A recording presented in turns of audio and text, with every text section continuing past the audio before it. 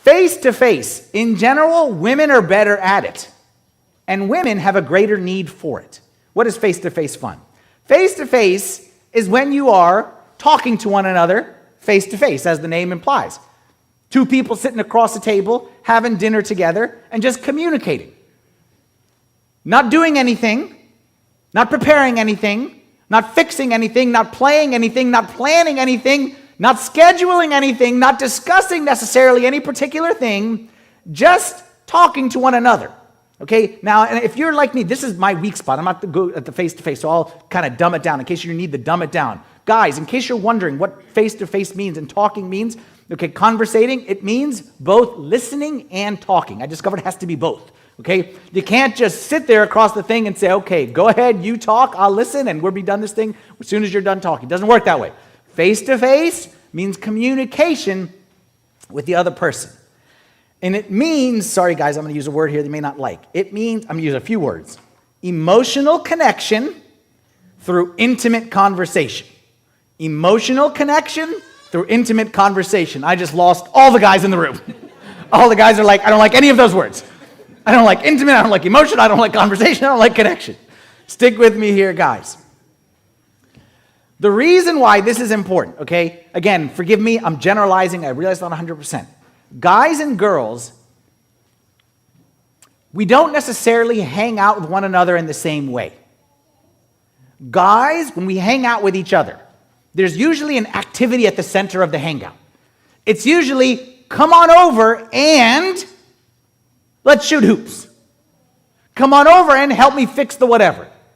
Come on over and help me lift whatever I need. Like there's always an activity at the center of the coming over. Women, just come on over. No activity planned. We're just going to talk. Me and my wife, we go to, sometimes my wife will say, oh, you know, so-and-so's coming over on Tuesday. I'll say, okay, why?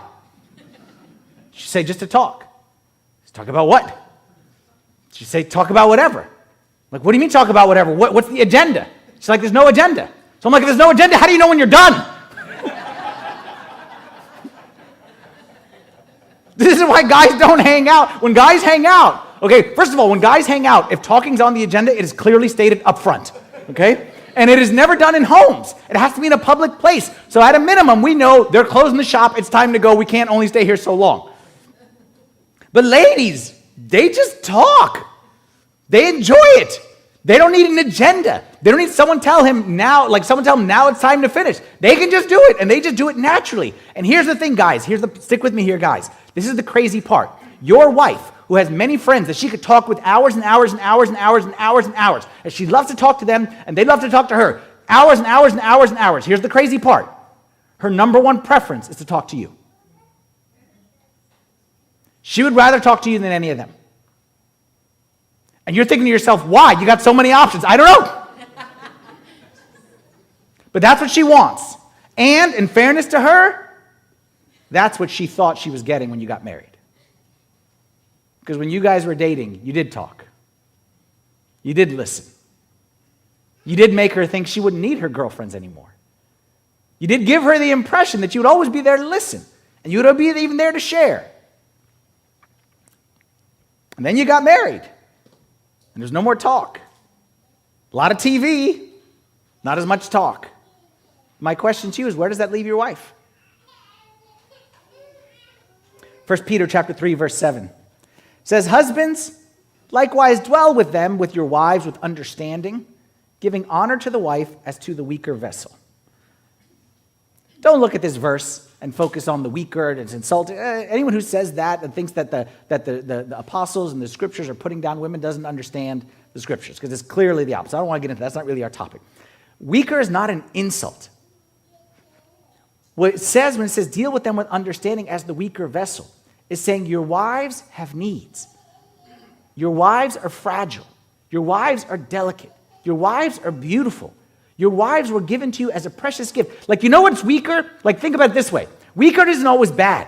Weaker can be more precious, more valuable. Like, I have a stained glass window, and then I have a brick wall. The brick wall, okay, or just the drywall is stronger. The stained glass is weaker, but it's more beautiful. It's more precious. It's more valuable. But that's what it's saying right here. It says, we husbands, what does she need to talk for? Send me an email. Just talk to your friend. That's why your mother was here. Like, no. Guys, we need to dwell with our wives with understanding, knowing that they have needs. And it's not something that we should look down upon. It's something that God gave us to meet those needs. And we have to do our best. We have to do a better job. Now, how? Because I'm talking to myself right here. So I'm a practical person. So I want to make this very practical. In case you're a guy, you're like, what? Okay, just I'm gonna help you out right here. The key to talking. If you didn't like when I said emotional, I'm gonna give you something that it's actionable. So it's good, but it's hard. Key to talking and listening. Okay, key to talking and listening is focus on details. Focus on details. Some guys had just had an aha moment right there, and some women were like, amen to the details. Our wives love details. They need details. Women and men, again, I'm generalizing, so it's not 100%. It could be the opposite in some cases, but generally speaking, women like to communicate. Think of it like a novel. Men like to communicate. Think of it like newspaper headlines. So if you go to a man, how was your day? We don't waste time with like prepositions and things like that. We go straight to the bottom line. Dog jumped out window. That's what happened today. How was your day? Lost job, need prayers. Kid ran away, police are coming. Okay? Like we communicate straight to the headline. Versus our wives, how was your day? It was a dark, lonely morning.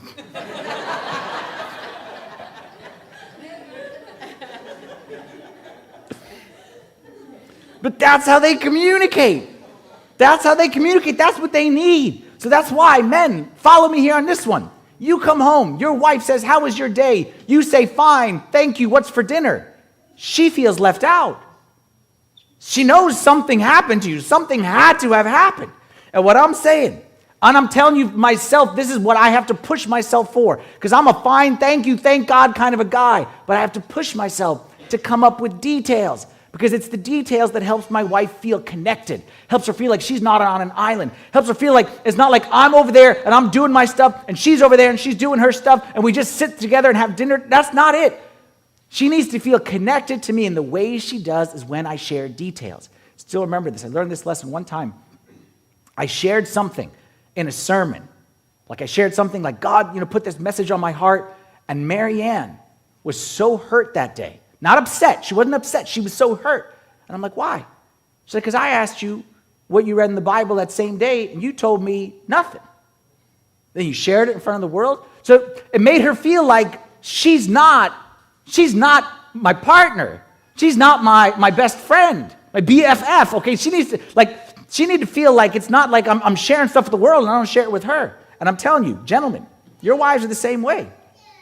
That's why, let me tell you something for married couples. I see something, I hear this from married couples, I see this, and I'll tell you something that I think is an absolute marriage disaster if this is happening in your marriage. I think it's the worst practice, and I know so many people are doing this, so I'm not judging you, but I'm telling you, we need to fix this right away. I hear about couples that don't go to bed together, and I'm saying, I don't know what you're doing. That's got to change. Our number one habit, me and Marianne, we always go to bed together. We always go to bed together. It is very valuable for the face-to-face. We'll see its value in the belly in a little bit. Okay, we'll get to that. But I'm saying for this, I hear couples where, what happened? She went to sleep, he's playing video games. Video games? What are you, 12 years old? Like, stop playing the video games. Or he's going to sleep and she's shopping. Shopping? Like you shopping? Like now's the appropriate time to shop? Or working? Or kids? No. In our house, I'm not saying we had a perfect system, but this is one area that I think we got right, is that we never go to bed without each other. And that means that sometimes there would be times where I would come home very late. And if I come home, I don't recommend doing what I'm about to do, but it works for I have the best wife, but I don't recommend this. I sometimes come home 11 o'clock, 12 o'clock at night, Marianne is asleep. You know what she wants me to do? Wake her up. Don't recommend that. That's not where you start, okay? That's for experienced people only.